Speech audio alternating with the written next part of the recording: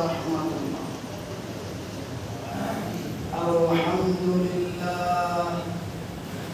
الحمد لله نحمده ونستعينه ونستغفره ونؤمن به ونتوكل عليه ونعوذ بالله من شرور أنفسنا ومن سيئات أعمالنا. من يهده الله فلا مضل له ومن يضلله فلا هادي له. ونشهد أن لا إله إلا الله ونشهد أن محمدا عبده ورسوله. أما بعد، أعوذ بالله من الشيطان الرجيم. بسم الله الرحمن الرحيم.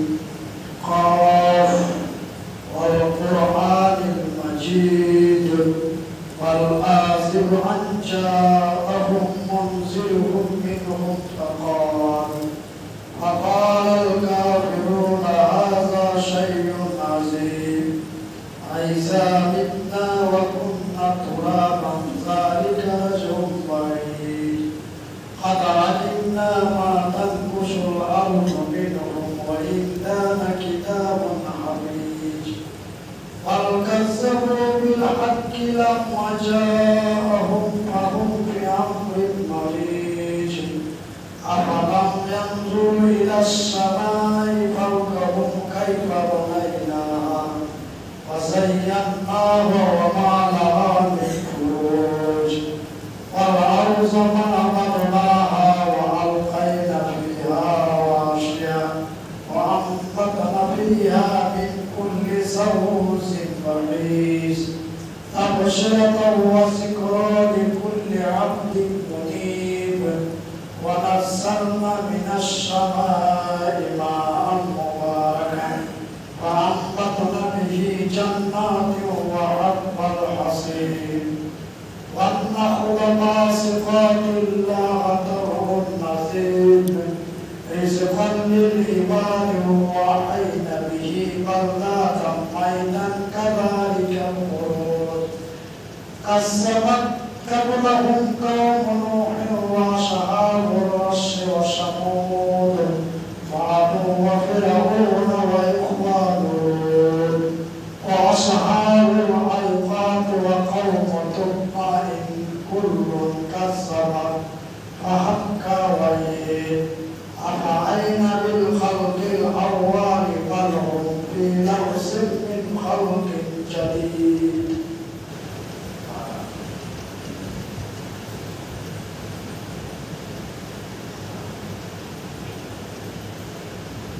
إن الحمد لله نحمده ونستعينه ونستغفره ونؤمن به ونتوكل عليه ونعوذ بالله من شرور أنفسنا ومن سيئات أعمالنا. من يهده الله فلا مضل له ومن يضلله فلا هادي له.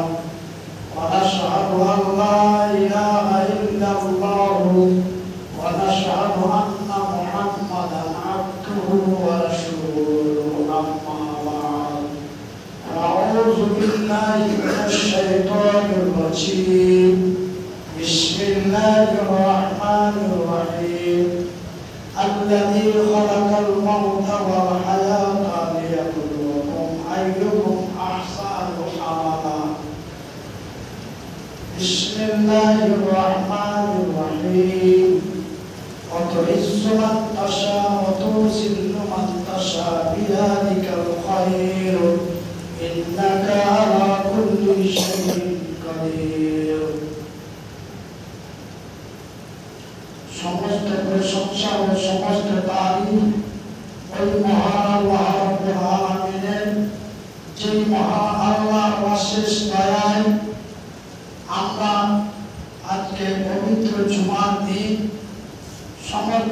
সমস্ত কাজ কর্ম ব্যবসা বাণিজ্য ছেড়ে দিয়ে আমরা টাইমের উপরে মসজিদে উপস্থিত হতে পেরেছি। তাই আল্লাহর শুকর আদায় করে বলি আলহামদুলিল্লাহ।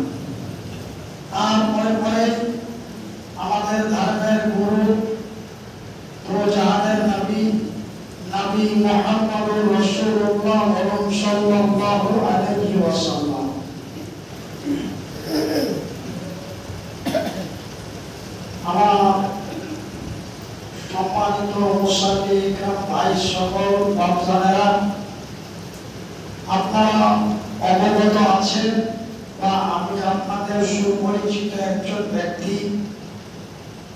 আপনাদের এই সুজাপুর গ্রামে আমি কয়েকবার এসেছি, 2-3বার এসেছি, এবং আপনারা জানেন যে আমি গত 2022 সালের 28শে নভেম্বর আমার কলকাতায় প্রোগ্রাম করতে যে আমার ব্রেন স্ট্রোক হয়ে আমার দেখি অবস্থা শেষ, বাম সাইড টোটাল চলে না, এখনো ওষুধ চলছে। তো আপনারা হয়তো আমার মুখ থেকে আগে যেভাবে কথাগুলো শুনেছেন বা বলেছি সেইভাবে আর কথা বলতে পারি না, আর সেইভাবে আর কথা শুনতে পাবেন না। আল্লাহু আ'লাম বিমুরাদিহি, আমার আল্লাহ ভালো জানেন যে আমি পুনরায় আগের মতো কথা বলতে পারবো কি না। এটা নিজেকে একবার আশা হচ্ছে, একবার আশা হচ্ছে না। কেন? যে 1-2 করে 2টি বছর পেরিয়ে যাচ্ছে, কিন্তু আমার আওয়াজটা, যে ভয়েসটা আমার ছিল, যে আওয়াজটা আমার ছিল, সে আওয়াজটা এখনো ফিরছে না। তবে আল্লাহর নাম ও শুকরিয়া বলি আলহামদুলিল্লাহ, যে আজ থেকে বিগত 6 মাস আগে আমার কথা টোটালটাই তোতলা হয়ে গেছে। কথা বলতে পারতাম না, কথা বলবো মনে করলে 2 চোখ দিয়ে পানি আসতো। কিন্তু আল্লাহ রহমতে আপনার বিভিন্ন জায়গায় চিকিৎসা করার পরে শেষ মুহূর্তে চিকিৎসা এখন গাজলে করছিলাম, গাজল থেকে এখন বর্তমান মালদা সামমারায় চিকিৎসা চলছে মিঠু ডাক্তারের কাছে। যাই হোক, আল্লাহ 6 মাস আগের চাইতে এখন অনেকটাই সুস্থ হয়েছি এবং আরো সুস্থ হব, এটা আশা রাখছি। আপনারা দোয়া করবেন, আপনাদের দোয়ায়, আল্লাহর দয়ায় আল্লাহ আমাকে বাঁচিয়ে রেখেছেন। কেন? আমি যখন কলকাতা পিজিতে অজ্ঞান অবস্থায় পড়েছিলাম, তখন পিজির 2-3 জন ডাক্তার বলেছিল যে বাঁচানো সম্ভব নয়। আপনারা উপরওয়ালার কাছে দোয়া করেন, যদি আল্লাহ ফিরিয়ে দেয় তবে, কিন্তু আমাদের কিছু করার নাই। তো তারপরে আমার যারা দেখভাল গার্জেন ছিল তারা বিভিন্ন জায়গায় ফোন করেছিল, নদিয়া, মুর্শিদাবাদ, বাংলাদেশ, আসাম, বিভিন্ন জায়গায় হানাফি, আহলে হাদিস, বেরেলি, মুসলমান বলতেই বিভিন্ন জায়গায় ফোন করা হয়েছিল। মাযহাব বলে কোনো কথা নয়। আমি হানাফিদের মধ্যে মসজিদে ডেকে জামাতবদ্ধ হয়ে আমার জন্য দোয়া হয়েছে। আমি পরে কয়েকটা প্রোগ্রামে গেলাম, তো ওনারা বলছেন যে রেজিস্টার রোগী বাঁচে না, কিন্তু আল্লাহ যে আপনাকে রাস্তা থেকে ফিরিয়ে দিয়েছে, এটা আল্লাহর নাম শুকরিয়া বলে আলহামদুলিল্লাহ। আমার ভাইরা, আমি সেই সব কথা না বলে আজকে জুমার দিন অত্যন্ত গুরুত্বপূর্ণ দিন, এবং এই যে সময়টা অতি গুরুত্বপূর্ণ সময়। জুমার দিন বিশেষ করে একটা ইতিহাসের মধ্যে পাওয়া যায়, জুমার দিন কোন ব্যক্তি যদি সম কাজকর্ম সেরে গোসল করে আউয়াল ওয়াক্ত, যেটা আমরা বাংলায় বলি সঠিক টাইমের মধ্যে যদি জুমার মসজিদে প্রথম কাতারে অংশ নিতে পারে, তবে তাকে একটি উট দান করে যতগুলো নেকি ততগুলো নেকি আল্লাহ রাব্বুল আলামিন তার নেকির খাতায় লিখে দেন। বলি আলহামদুলিল্লাহ। তো এগুলো আমাদের শোনার কথা, অনেক আলেম ওলামাকে শুনেছেন। আরো একটা গুরুত্বপূর্ণ কথা, বিশেষ করে জুমার দিন যেটা আপনার খুতবার টাইম আপনার 12:25 থেকে নিয়ে 1টা পর্যন্ত, এই টাইমটা কেন আমরা তো জোহরের নামাজ আদায় করি 1টার সময়, কিন্তু আমরা 11:30 12টা থেকে মসজিদে আসতে আরম্ভ করি। কেন? এই খুতবার টাইমটা আমরা অনেকেই দেখি, বা আমারও নিজের কথা বলি, অনেক টাইম আছে, একটাই জামা। আপনার 2 রাকাত নামাজের যতটা গুরুত্ব খুতবা সময় পৌঁছে খুতবা শোনানো কতটাই গুরুত্ব, এই বিশেষ করে জুমার নামাজ এবং ঈদের নামাজ। কিন্তু আমরা অলসতা করি যে এখনো জামাতের টাইম আছে, এটা আমরা জুমার থেকে এ শব্দ ব্যবহার করি। আর ঈদের সময় কোনোরকম 2 রাকাত নামাজ পড়ে সালাম ডান থেকে বাম দিকে ফিরে হলেই আমরা চাপল আর সব নিয়ে স্টার্ট। আপনার জোহরের নামাজ 4 রাকাত, কিন্তু 2 রাকাতটা কমিয়ে দেওয়া হয়েছে। কেন কমিয়ে দেওয়ার কারণটাই হলো খুতবা। তো এটা জুমার দিন, অত্যন্ত গুরুত্বপূর্ণ দিন। এই দিনকে আমরা অনেকেই শুনেছি যে 7 দিনের এটা হচ্ছে একটা দিনের সন্তান, এবং এই দিনটাকে আমাদের অনেক প্রাধান্য দিতে হবে, এবং এই দিনটা অত্যন্ত গুরুত্বপূর্ণ দিন। আমি বলেছিলাম, আমি একটি আয়াত পড়েছি, আল্লাযী খালাকাল মাউতা ওয়াল হায়াতা। আল্লাহ রাব্বুল আলামিন এই পৃথিবীর মানুষকে আমাদেরকে সৃষ্টি করেছেন অত্যন্ত উত্তম করে। প্রায় 18 থেকে 20 হাজারেরও অধিক মাখলুক আল্লাহ তার আকাশের নিচে এবং জমিনের উপরে এবং সাগরের তলে দেশে, এই সমস্ত মিলিয়ে আমরা অনেকে বলি 18,000, কিন্তু এটা 18,000-এর অধিক। মানে কতগুলো মাখলুক আল্লাহ তৈরি করেছে এরকম কোন নির্ধারিত আজ পর্যন্ত আমি কোনো আলেম ওলামার মুখে শুনিনি, এবং আমি আমার শিক্ষা যোগ্যতায় মোটামুটি 13 থেকে 14 বছর লেখাপড়া করেছি। 10 বছর বয়স থেকে 26 বছর বয়স পর্যন্ত লেখাপড়া করেছি। আমি এবং হাদিস পাইনি যে আল্লাহ এতগুলো মাখলুক তৈরি করেছেন। তবে আমরা প্রায় শুনে আসি প্রায় 18,000-এর মতো মাখলুক আল্লাহ তৈরি করেছেন। তার মধ্যে সর্বোচ্চ উত্তম করে আশরাফুল মাখলুক করে হুদাল্লিন নাস করে এই পৃথিবীর মানুষকে তথা আমাদেরকে তৈরি করেছেন। বলি আলহামদুলিল্লাহ। এবং আল্লাহ রাব্বুল আলামিন সমস্ত মাখলুকের চাইতে এই মাখলুকটাকে বেশি ভালোবাসেন। তার জন্য আল্লাহ বলছেন যে আল্লাযী খালাকাল মাউতা ওয়াল হায়াতা, আমি মানুষকে সৃষ্টি করেছি, তারপরে আমি মানুষের মরণ সৃষ্টি করেছি, মরণ দিয়েছি, তারপরে হায়াত দিয়েছি।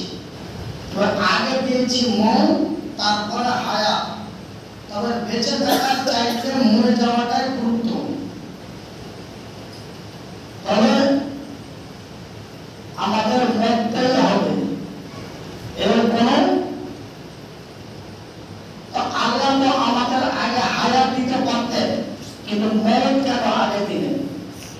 মতটা এই জন্য আল্লাহ আগে দিলেন, আল্লাহ বলছেন আহসানু আমালা। কেন? যে একটা সীমাবদ্ধ, আমি এখান থেকে চলে যাচ্ছি, যেতে যেতে যেতে যেতে আপনার গঙ্গারামপুর পার করে আর 20 কিলোমিটার গেলেই আমার একটা বেড়া আছে। বেড়া কি? যেটা বাংলাদেশ।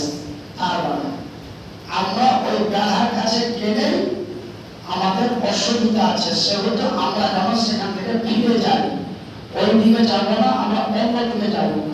আল্লাহ মানুষের মরণটা এই জন্য দিয়েছেন যে মানুষ মরণকে স্মরণ করে যেন নেক আমল করতে পারে, সৎ ব্যবহার করতে পারে, মিথ্যা থেকে বাঁচতে পারে, অন্যায় থেকে বাঁচতে পারে, ন্যায়ের দিকে ধাবিত হয়, সত্য কথা বলে, নেক আমল করে, আহসান আমালা, যেন নেক আমল করতে পারে।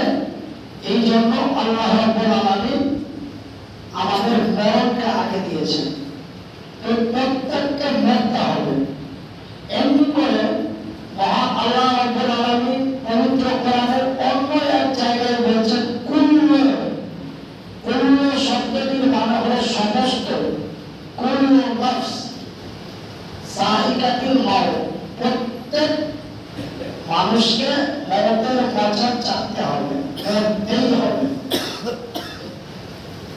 এই মরণের কথাগুলো মরতে হবে, এই কথাগুলো যখন জিবরাইল এনে আল্লাহ নবীর কাছে পৌঁছাতে লাগলেন, আর আল্লাহ নবী যখন তার উম্মতের কাছে বলতে লাগলেন, তখন এক ভদ্রলোক, সেই নবীর জামানায় বিশাল ব্যক্তি ছিল, নিজেকে মহান মনে করত এবং নিজেকে ভেলেন মনে করত, নিজেকে ডন মনে করত।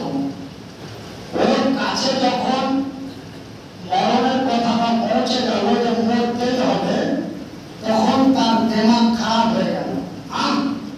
আমি এই এলাকার একজন ডন, আমি একটা শক্তিশালী ব্যক্তি, হাজার হাজার মানুষ আমার খায়, আর আমি মরে যাব? এটা মুহাম্মদ সাল্লাল্লাহু আলাইহি ওয়াসাল্লাম এটা মিথ্যা কথা বলছে, এটা একটা ভয় দেখানোর কথা, এটা একটা বিভ্রান্ত করার কথা।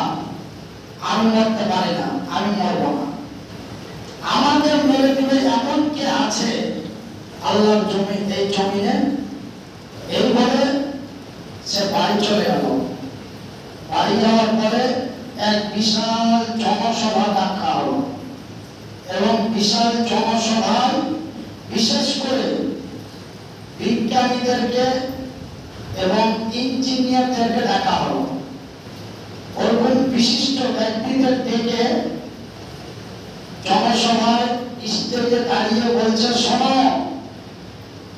আমি তোমাদের মালিক, আমি তোমাদের রাজা, আমি তোমাদের সুরক্ষাকারী, আমি মরে যাব, এটা কি তোমরা চাও? তো কেউ বলবে যে চাই। সাধারণ আমি একজন আপনাদের পরিচিত ভাই, সাধারণ আমি একটা প্রতিভাটি বক্তা, তাহলে আপনারা আমাকে কত ভালোবাসেন, যখন শুনলেন যে হয়ে গেছে, কতজন পস্তাচ্ছেন, কতজন কত রকম করছেন, কতজন দেখতে গেলেন, কলকাতায় গেলেন, আমার বাড়ি গেলেন, তারপরে খবর দিচ্ছেন লোকটার এখন কি অবস্থা কি। তো আপনারা কি, আমি যদি আপনাদের কাছে প্রশ্ন করি যে আমাকে কেউ মারবে, আমি মরে যাবো, এটা কি আপনারা চান? আপনারা একবারকে বলবেন না। ওই লোকটা যখন এই প্রশ্ন করবো, তখন বলবো যে কি না, আপনার মরণ চাই না। তবে আপনাকে মেরে দেবে এমন কোন ব্যক্তি আছে? বলছেন মুহাম্মদ বলছে প্রত্যেককে মরতে হবে, এমনকি আমাকেও মরতে হবে। তারপরে সমস্ত ব্যক্তিদের ডাকা হলো। ডাকার পরে বলে দেখি একটা এরকম জায়গা তৈরি করো এবং সেই জায়গায় আমাকে সুরক্ষিত ভাবে রাখো, যেন আমাকে কেউ মেরে দিতে না পারে, মারতে না পারে। এই কথা বলার পর তখন একটা কাচের পিঞ্জিরা তৈরি করা হলো। কাগজের পিঞ্জিরার ভিতরে বিভিন্ন মেশিন দিয়ে অক্সিজেনের ব্যবস্থা করা হলো এবং এরকমও শোনা যায় যে একটি সিরিঞ্জের মতো ছিদ্র ওই পিঞ্জিরার মধ্যে রাখা হলো যেন কেন যে আমরা জানি অক্সিজেন ছাড়া মানুষ থাকতে পারে না, তো অক্সিজেনের ব্যবস্থা করা হলো।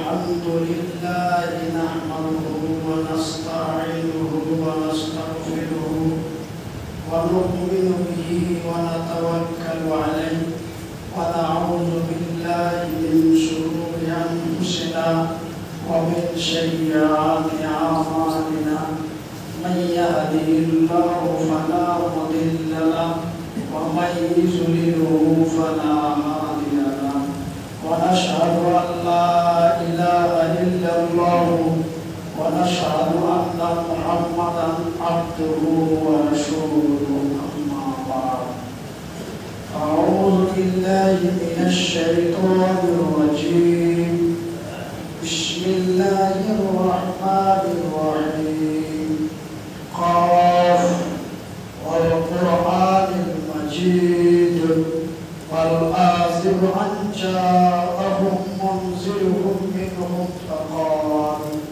فقال الكافرون هذا شيء عظيم أإذا متنا وكنا ترابا ذلك رجع بعيد قد علمنا ما تنقص الأرض منهم وإننا كتاب حفيظ بل كذبوا بالحق لما جاءهم فهم في أمر مريج أفلم ينظروا إلى السماء فوقهم كيف بنيناها وزيناها وما لها من فروج والأرض مددناها وألقينا فيها رواسي وأنبتنا فيها من كل زوج بحيث تبصرة وذكرى لكل عبد منيب ونزلنا من السماء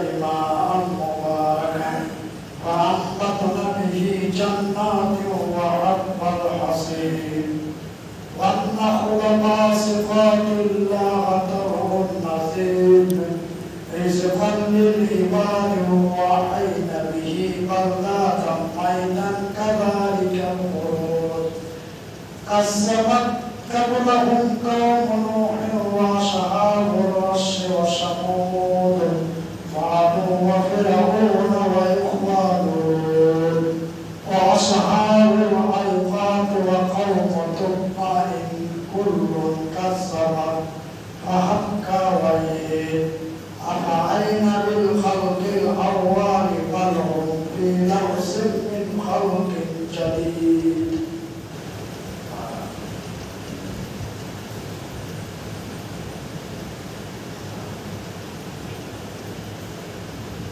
إن الحمد لله نحمده ونستعينه ونستغفره ونؤمن به ونتوكل عليه ونعوذ بالله من شرور أنفسنا ومن سيئات أعمالنا من يهده الله فلا مضل له ومن يضلله فلا هادي له ونشهد أن لا إله إلا الله ونشهد أن محمدا عبده ورسوله أما بعد أعوذ بالله من الشيطان الرجيم بسم الله الرحمن الرحيم الذي خلق الموت والحياة ليبلوكم أيكم أحسن عملا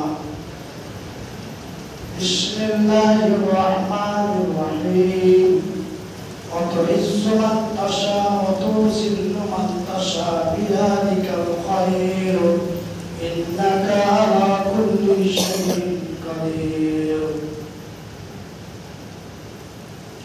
সমস্ত প্রশংসা ও সমস্ত তারিফ ওই মহান আল্লাহ রাব্বুল আলামিনের যে মহান আল্লাহর অশেষ দয়ায় আমরা আজকে পবিত্র জুমার দিন সমস্ত কাজ কর্ম ব্যবসা বাণিজ্য ছেড়ে দিয়ে আমরা টাইমের উপরে এই মসজিদে উপস্থিত হতে পেরেছি। তাই আল্লাহর শুকর আদায় করে বলি আলহামদুলিল্লাহ। তারপরে পরে আমাদের ধর্মের গুরু জাহানের নবী নবী মুহাম্মদুর রাসূলুল্লাহ সাল্লাল্লাহু আলাইহি ওয়াসাল্লাম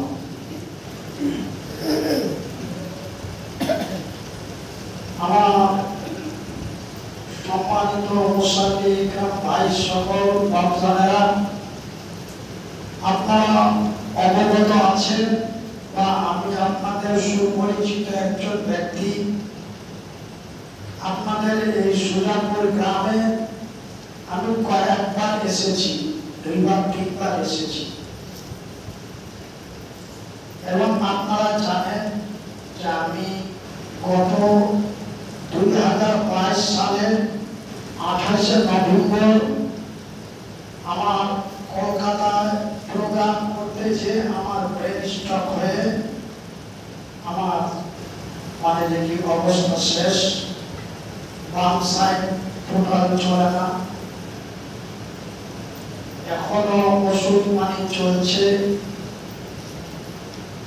তো আপনারা হয়তো আমার মুখ থেকে আগে যেভাবে কথাগুলো শুনেছেন বা বলেছি সেইভাবে আর কথা বলতে পারি না, আর সেইভাবে আর কথা শুনতে পাবেন না।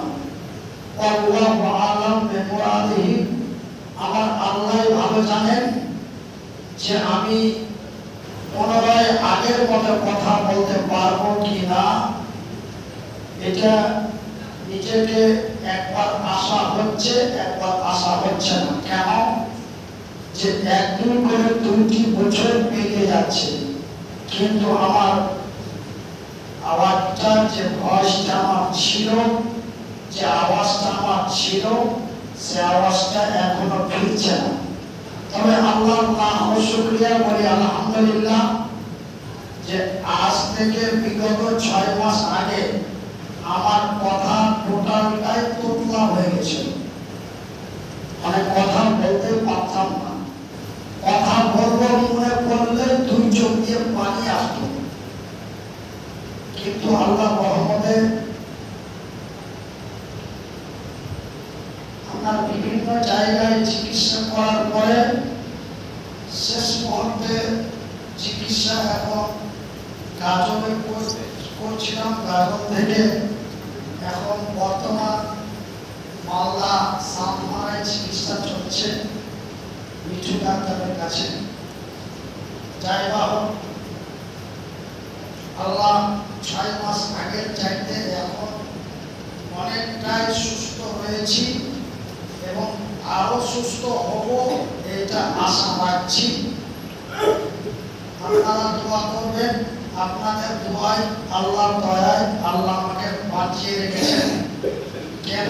আমি যখন কলকাতা পিজিতে অজ্ঞান অবস্থায় পড়েছিলাম, তখন পিজি 2-3 জন ডাক্তার বলেছিল যে বাঁচানো সম্ভব নয়। আপনারা উপরওয়ালার কাছে দোয়া করেন, যদি আল্লাহ ফিরিয়ে দেয় তবে, কিন্তু আমাদের কিছু করার নাই। তো তারপরে আমার যারা দেখভাল কাজের ছিল তারা বিভিন্ন জায়গায় ফোন করেছিল, নদিয়া, মুর্শিদাবাদ, বাংলাদেশ, আসাম, বিভিন্ন জায়গায় হানাফি, আহলে হাদিস, বেরেলি, মানে মুসলমান বলতেই বিভিন্ন জায়গায় ফোন করা হয়েছিল। মানে মাযহাব বলে কোনো কথা নয়। আমি হানাফিদের মধ্যে মসজিদে ডেকে জামাতবদ্ধ হয়ে আমার জন্য দোয়া হয়েছিল। আমি পরে কয়েকটা প্রোগ্রামে গেলাম, তো ওনারা বলছেন যে রেজিস্টার রোগী বাঁচে না, কিন্তু আল্লাহ যে আপনাকে রাস্তা থেকে ফিরিয়ে দিয়েছে, এটা আল্লাহ শুকরিয়া বলে আলহামদুলিল্লাহ। আমার ভাইরা, আমি সেই সব কথা না বলে আজকে জুমার দিন অত্যন্ত গুরুত্বপূর্ণ দিন এবং এই যে সময়টা অতি গুরুত্বপূর্ণ সময়। জুমার দিন বিশেষ করে একটা ইতিহাসের মধ্যে পাওয়া যায়, জুমার দিন কোন ব্যক্তি যদি সম কাজকর্ম সেরে গোসল করে আউয়াল ওয়াক্ত মানে যেটা আমরা বাংলায় বলি সঠিক টাইমের মধ্যে যদি জুমার মসজিদে প্রথম কাতারে অংশ নিতে পারে, তবে তাকে একটি উট দান করে যতগুলো নেকি ততগুলো নেকি আল্লাহ রাব্বুল আলামিন তার নেকির খাতায় লিখে দেন। বলে আলহামদুলিল্লাহ। তো এগুলো আমাদের শোনার কথা, অনেক আলেম ওলামাকে শুনেছেন। আরো একটা গুরুত্বপূর্ণ কথা, বিশেষ করে জুমার দিন যেটা আপনার খুতবার টাইম আপনার 12:25 থেকে নিয়ে 1টা পর্যন্ত, এই টাইমটা কেন আমরা তো জোহরের নামাজ আদায় করি 1টার সময়, কিন্তু আমরা 11:30 12টা থেকে মসজিদে আসতে আরম্ভ করি। কেন?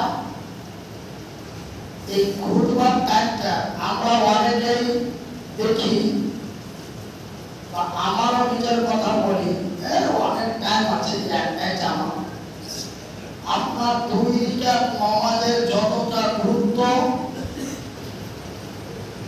খুতবা সময় পৌঁছে খুতবা শোনানো কতটাই গুরুত্ব, এই বিশেষ করে জুমার নামাজ এবং ঈদের নামাজ। কিন্তু আমরা অলসতা করি যে এখনো জামাতের টাইম আছে, এটা আমরা জুমার থেকে এই শব্দ ব্যবহার করি। আর ঈদের সময় কোনোরকম 2 রাকাত নামাজ পড়ে সালাম ডান থেকে বাম দিকে ফিরে হলেই আমরা চাপড় আর সব নিয়ে স্টার্ট। আপনার জোহরের নামাজ 4 রাকাত, কিন্তু 2 রাকাতটা কমিয়ে দেওয়া হয়েছে। কেন কমিয়ে দেওয়ার কারণটাই হলো খুতবা। তো এটা জুমার দিন অত্যন্ত গুরুত্বপূর্ণ দিন। এই দিনকে আমরা অনেকেই শুনেছি যে 7 দিনের এটা হচ্ছে একটা দিনের সন্তান, এবং এই দিনটাকে আমাদের অনেক প্রাধান্য দিতে হবে এবং এই দিনটা অত্যন্ত গুরুত্বপূর্ণ দিন। আমি বলেছিলাম, আমি একটি আয়াত পাঠ করেছি, আল্লাযী খালাকাল মাউতা ওয়াল হায়াতা। আল্লাহ রাব্বুল আলামিন এই পৃথিবীর মানুষকে আমাদেরকে সৃষ্টি করেছেন অত্যন্ত উত্তম করে। প্রায় 18 থেকে 20 হাজারেরও অধিক মাখলুক আল্লাহ তার আকাশের নিচে এবং জমিনের উপরে এবং সাগরের তলদেশে, এই সমস্ত মিলিয়ে আমরা অনেকে বলি 18,000, কিন্তু এটা 18,000-এর অধিক। মানে কতগুলো মাখলুক আল্লাহ তৈরি করেছে এরকম কোন নির্ধারিত আজ পর্যন্ত আমি কোনো আলেম ওলামার মুখে শুনিনি, এবং আমি আমার শিক্ষা যোগ্যতায় মোটামুটি 13 থেকে 14 বছর লেখাপড়া করেছি। 10 বছর বয়স থেকে 26 বছর বয়স পর্যন্ত লেখাপড়া করেছি। আমি এবং হদিস পাইনি যে আল্লাহ এতগুলো মাখলুক তৈরি করেছেন। তবে আমরা প্রায় শুনে আসি প্রায় 18,000-এর মতো মাখলুক আল্লাহ তৈরি করেছেন।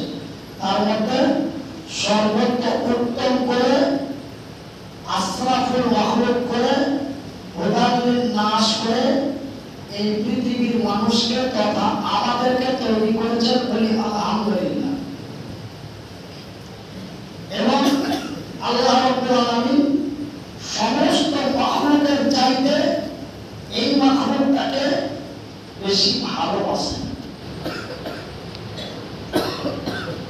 তার জন্য আল্লাহ বলছেন যে আল্লাযী খালাকাল মাউতা ওয়াল হায়াতা, আমি মানুষকে সৃষ্টি করেছি, তারপরে আমি মানুষের মরণ সৃষ্টি করেছি, মরণ দিয়েছি, তারপরে হায়াত দিয়েছি। তবে আগে দিয়েছি মরণ, তারপরে হায়াত। তবে বেঁচে থাকার চাইতে মরে যাওয়াটাই গুরুত্ব। তবে আমাদের মরতেই হবে, এর কোনো আল্লাহ তো আমাদের আগে হায়াত দিতে পারতেন, কিন্তু মরণ কেন আগে দিলেন? মরণটা এই জন্য আল্লাহ আগে দিলেন, আল্লাহ বলছেন আহসানু আমালা। কেন? যে একটা সীমাবদ্ধ, আমি এখান থেকে চলে যাচ্ছি, যেতে যেতে যেতে যেতে আপনার গঙ্গারামপুর পার করে আর 20 কিলোমিটার গেলে আমার একটা বেড়া আছে। বেড়া কি? যেটা বাংলাদেশ।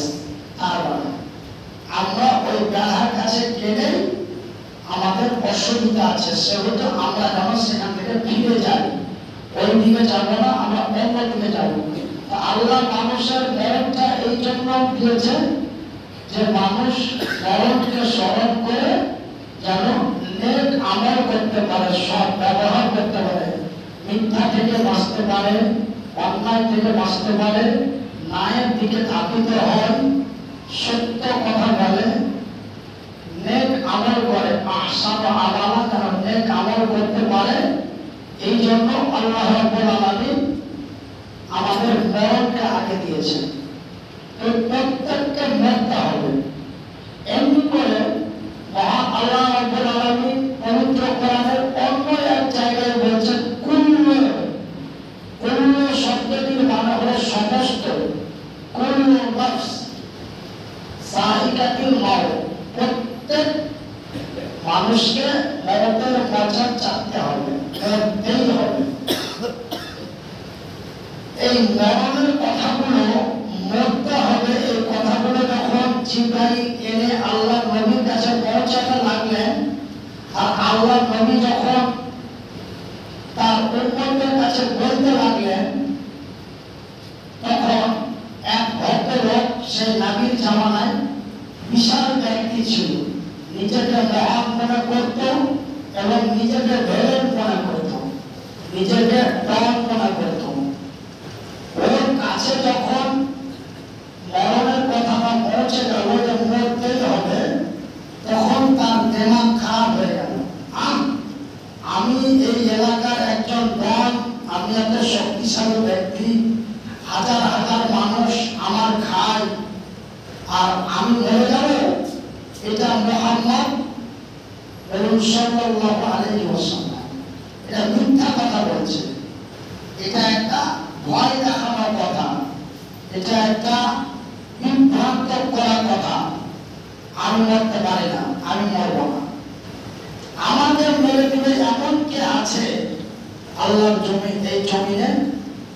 এই বলে সে বাড়ি চলে গেল। বাড়ি যাওয়ার পরে এক বিশাল জনসভা ডাকা হলো, এবং বিশাল জনসভায় বিশেষ করে বিজ্ঞানীদেরকে এবং ইঞ্জিনিয়ারদেরকে ডাকা হলো। ওরকম বিশিষ্ট ব্যক্তিদের ডেকে জনসভায় স্টেজে দাঁড়িয়ে বলছে, শোনো, আমি তোমাদের মালিক, আমি তোমাদের রাজা, আমি তোমাদের সুরক্ষাকারী, আমি মরে যাব, এটা কি তোমরা চাও? তো কেউ বলবে যে চাই। সাধারণ আমি একজন আপনাদের পরিচিত ভাই, সাধারণ আমি একটা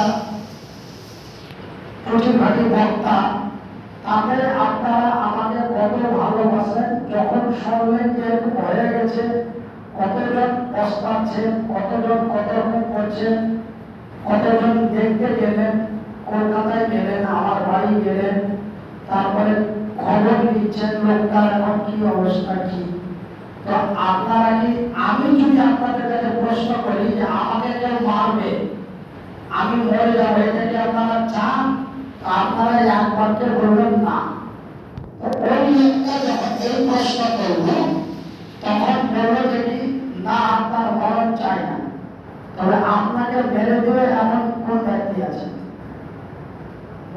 মুহাম্মদ বলছে প্রত্যেককে মরতে হবে, এমনকি আমাকেও মরতে হবে। তারপরে সমস্ত ব্যক্তিদের ডাকা হলো। ডাকার পরে বলে দেখি একটা এরকম জায়গা তৈরি করো এবং সেই জায়গায় আমাকে সুরক্ষিতভাবে রাখো, যেন আমাকে কেউ মেরে দিতে না পারে, মারতে না পারে।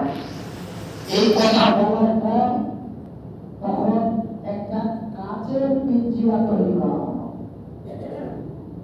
এবং কাচের পিঞ্জিরার ভিতরে বিভিন্ন মেশিন দিয়ে অক্সিজেনের ব্যবস্থা করা হলো এবং এরকমও শোনা যায় যে একটি সিরিঞ্জের মতো ছিদ্র ওই পিঞ্জিরার মধ্যে রাখা হলো, যেন কেন যে আমরা জানি অক্সিজেন ছাড়া মানুষ থাকতে পারে না, তো অক্সিজেনের ব্যবস্থা করা হলো।